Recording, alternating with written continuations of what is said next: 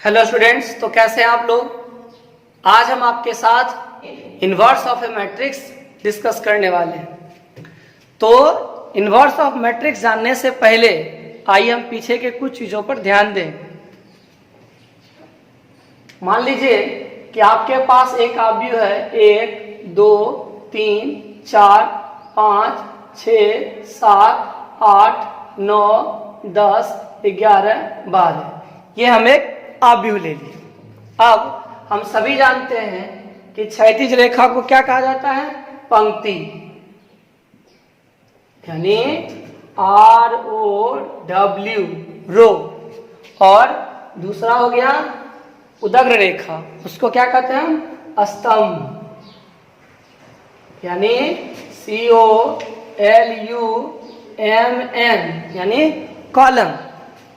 अगर हम रो का R ले लें और कॉलम का C ले लें, अगर हम रो का R ले लें और कॉलम का C ले लें, तो ध्यान दीजिए, ये आपका हो गया पहला पंक्ति, ये हो गया दूसरा पंक्ति और ये तीसरा पंक्ति, यानी ये रो 1, ये आपका रो 2 और ये आपका रो 3। तो इसको हम लोग बोलते हैं R1। उसी तरह से इसको क्या बोलेंगे? बोलिए R2। ये होगा आपका R3। इसी ढंग से इसको क्या कहेंगे हम? इसको कहेंगे हम लोग C1। ये वाला क्या कहलाएगा? C2। ये क्या होगा? C3। और ये क्या कहलाएगा? C4। यानी हम बारी बारी से रो को R1 R2 R3 dot dot dot dot, इसी तरह से कॉलम को C1 C2 C3 dot dot करके डिनोट करते हैं। हम लोग इसमें पढ़ते हैं पहला पॉइंट, वह है आव्यूह पर प्रारंभिक संक्रिया या आव्यूह रूपांतरण। आप सभी को याद होगा कि संक्रिया यानी ऑपरेशन, ऑपरेशन क्या है? तो एक प्रक्रिया है जिसके द्वारा संख्या या फलन या आव्यूह को बदला जाता है या फिर बदलने का प्रयास किया जाता है। अब आव्यूह में कुल 3 संक्रिया है। पहला, 2 पंक्तियों या 2 स्तंभों का परस्पर विनिमय। मतलब क्या हुआ कि हम 2 पंक्ति को उसको इंटरचेंज कर सकते हैं, यानी रो 1 का स्थान रो 2 ले सकता है और रो 2 का स्थान रो 1 ले सकता है। यानी हम 2 पंक्तियों को आपस में अदला बदली कर सकते हैं, या हम 2 स्तंभों का भी आपस में क्या कर सकते हैं? अदला बदली। यानी अगर मान लीजिए कि पहला क्लास में पहले बेंच पर कुछ स्टूडेंट्स है और दूसरे बेंच पर स्टूडेंट है, तो अगर हम चाहें तो पहले बेंच के स्टूडेंट को दूसरे बेंच पे दे सकते हैं और दूसरे वाले को पहले पे ला सकते हैं, यानी एक दूसरे का जगह ले लेना। ये हुआ विनिमय। किसी 2 पंक्तियों या 2 स्तंभों का परस्पर विनिमय, इसे हम लोग संकेत में लिखते हैं RI इंटरचेंज विथ RJ। और इसी ढंग से कॉलम को क्या लिखेंगे? तो CI is interchanging with CJ। ये हुआ पहली संक्रिया। दूसरी संक्रिया है कि किसी भी पंक्ति या स्तंभ के अवयवों को एक शून्योत्तर संख्या से गुना किया जा सकता है। शून्योत्तर क्या है? तो नॉन जीरो, यानी जिसमें जीरो शामिल नहीं है। इसका अर्थ यह हुआ कि हम किसी भी संख्या से गुना कर सकते हैं, किसी भी पंक्ति के सभी अवयवों को या किसी भी स्तंभ के सभी अवयवों को, लेकिन इसमें जीरो शामिल करना नहीं है। किसी पंक्ति या स्तंभ के अवयवों का शून्योत्तर संख्या से गुना। इसे हम संकेत में कैसे लिखते हैं?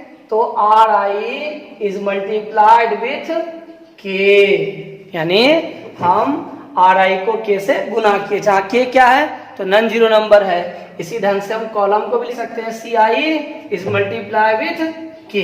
तीसरी जो संक्रिया है वह है कि किसी पंक्ति या स्तंभ के अवयवों में किसी अन्य पंक्ति या स्तंभ के संगत अवयवों को किसी शून्योत्तर संख्या से गुना कर जोड़ना। और इसे हम लोग संकेत में लिखते हैं आर आई प्लस के इंटू आर जे। इसी ढंग से हम लिखेंगे सी आई प्लस के इंटू सी जे। आइए अब हम आपको सभी संक्रियाओं को बारी बारी से उदाहरण के द्वारा समझाते हैं। तो पहला संक्रिया क्या था? किसी दो पंक्तियों या दो स्तंभों का परस्पर विनिमय। ये हमारा संक्रिया पहला है। यानी अगर मान लीजिए कि मेरे पास एक है मैट्रिक्स 1 2 3 4 5 6, ये ले ली हम एक मैट्रिक्स। तो यहाँ कहता है कि इस ऑपरेशन के तहत हम इसको इंटरचेंज कर सकते हैं, यानी पहला के जगह दूसरे को लिख सकते हैं और दूसरे की जगह पहले को हम लिख सकते हैं। तो इसमें हमने क्या किया? तो यहाँ हम किए कि हम रो 1 को परस्पर विनिमय कर दिए, किसके साथ? तो रो 2 के साथ। इसी ढंग से और देखिए, मान लीजिए कि आप बी लेते हैं और इसमें हम ले लिए 1 2 3 4 5 6 7 8 9 10 11 12। तो गिनिए कितना रो है इसमें? तो रो 1 ये हुआ रो 1, ये क्या हुआ रो 2, ये आपका रो 3, ये रो 4। इसको बोलेंगे कॉलम 1, ये होगा कॉलम 2 और ये होगा कॉलम 3। अब मान लीजिए कि हम इसमें लिखते हैं कि रो 2 जो है उसको हम परस्पर विनिमय कर रहे हैं, किसके साथ? तो रो 4 के साथ। इसका मतलब क्या होगा कि रो 2 के जगह पे रो 4 आ जाएगा और रो 4 के जगह पे रो 2 चला जाएगा। तो आइए देखते हैं क्या होता है।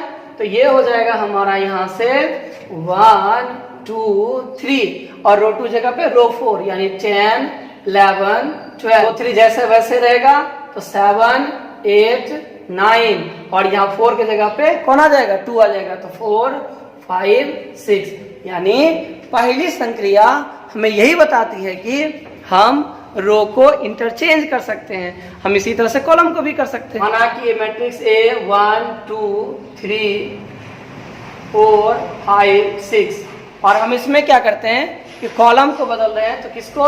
तो हम पहले के जगह तीसरे को लिखते हैं, यानी 3 6 2 5 1 4। इसमें क्या किया हम? तो कॉलम 1 को इंटरचेंज कर दिए, किसके साथ? कॉलम 3 के साथ। दूसरी संक्रिया है कि किसी पंक्ति या स्तंभ के अवयवों को एक शून्योत्तर संख्या से गुना करना। ये दूसरा ऑपरेशन है। आइए इसको देखते हैं हम लोग क्या करते हैं इसमें। हम मान लीजिए कि फिर हम एक सेट लिए जिसमें है 1 2 1 1 3 1। एक हम मैट्रिक्स ले लिए, मान लीजिए हम इसमें R1 को मल्टीप्लाई किसके साथ कर रहे हैं? तो 3 के साथ। तो क्या होगा ये?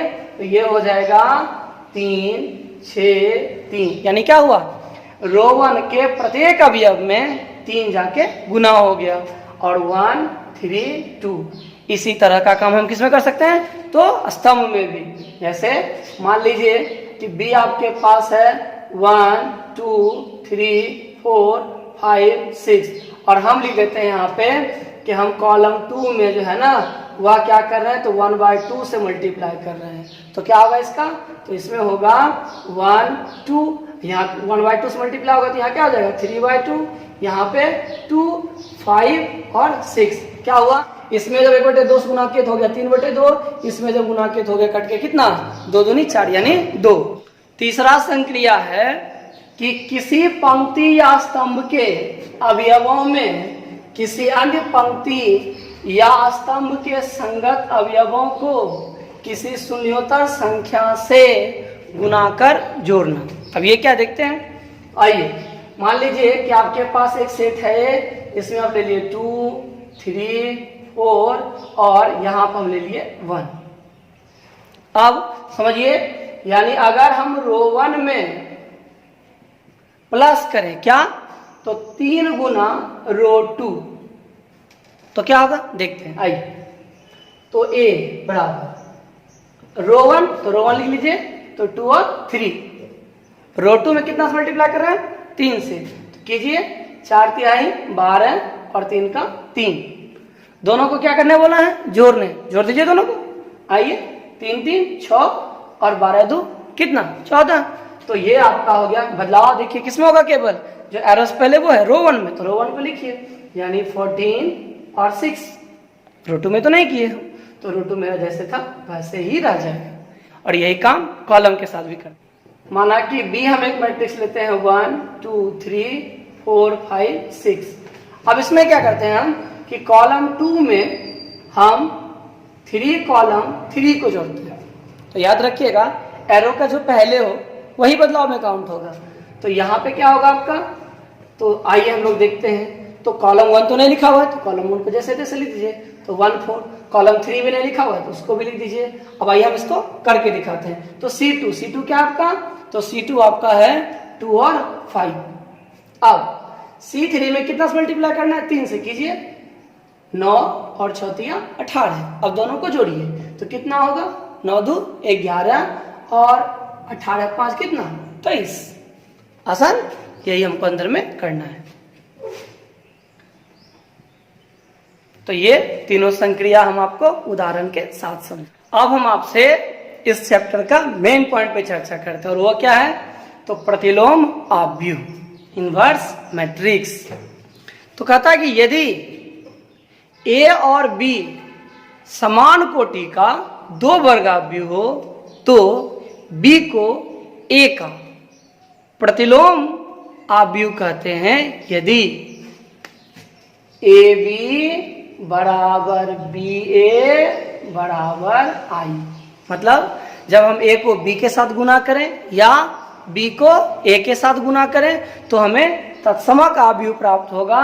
तो वैसे स्थिति में हम बी को ए का प्रतिलोम कहेंगे और ए को बी का प्रतिलोम कहेंगे। तो परिभाषा है, यदि ए एवं बी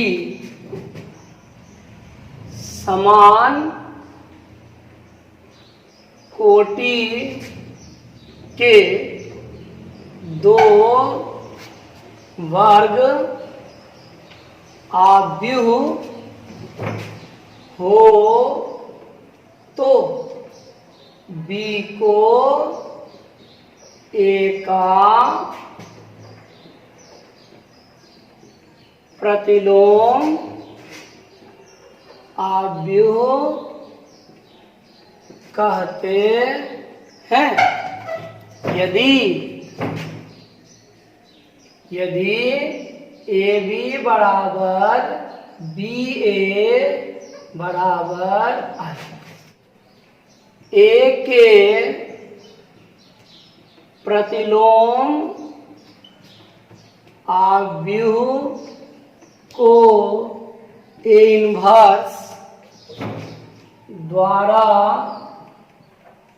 सूचित किया जाता है।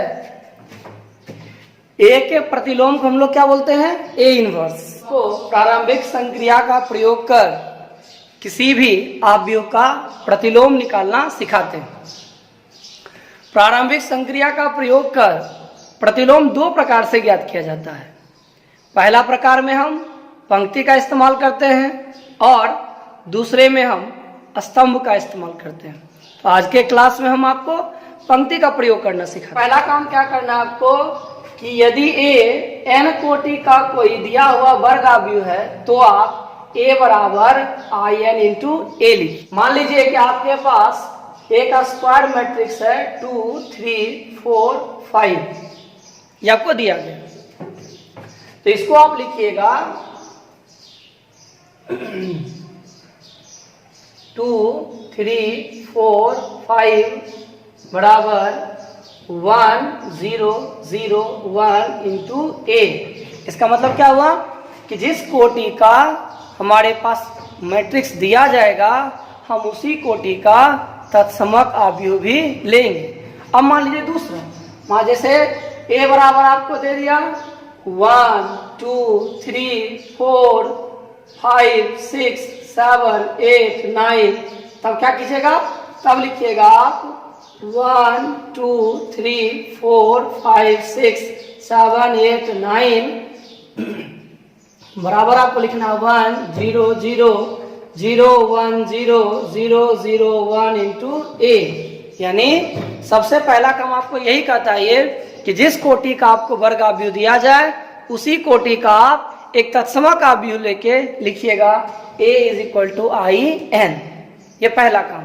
अब आइए दूसरा काम क्या करना आपको, इन अवयव समीकरण a बराबर आई एन के बाएं पक्ष के अवयव a पर तथा दाहिने पक्ष के गुणनखंड इकाई अवयव आई एन तब तक संक्रियाओं का प्रयोग करना है जब तक कि आई जो बायां पक्ष है वह आई एन ना प्राप्त हो जाए। कहने का अर्थ यह हुआ कि ए और आई एन में हमको तब तक परिवर्तन करते रहना है जब तक कि ए बदल के क्या ना हो जाए, आई एन ना प्राप्त हो जाए। अब आइए तीसरा कंडीशन बोलता है इस प्रकार आई एन बराबर बी ए प्राप्त होगा, क्योंकि हम अभी आई एन बराबर बदल के ऐसा लाए थे। इसका मतलब दोनों गुणनफल तत्समक अवयव हुआ, तब b को a का क्या कहा जाएगा, प्रतिलोम कहा जाएगा। अब आइए आपको हम एक बार सब कुछ शुरू से बताते हैं। प्रारंभिक संक्रियाओं का प्रयोग कर किसी अवयव का प्रतिलोम ज्ञात करना। यदि a n कोटि का दिया हुआ वर्ग अवयव है तो a बराबर आई एन इंटू ए लिखें। दूसरा काम, इन अवयव समीकरण a बराबर आई एन इंटू ए के LHS यानी लेफ्ट साइड में बाएं पक्ष के अवयव a पर तथा दाहिने पक्ष RHS के गुणनखंड इकाई अवयव IN पर तब तक प्रारंभिक संक्रियाओं का प्रयोग करें जब तक बायां पक्ष IN ना हो जाए। इस प्रकार IN बराबर BA के रूप का अवयव समीकरण मिलेगा, तब A इनवर्स बराबर क्या होगा, तो B होगा।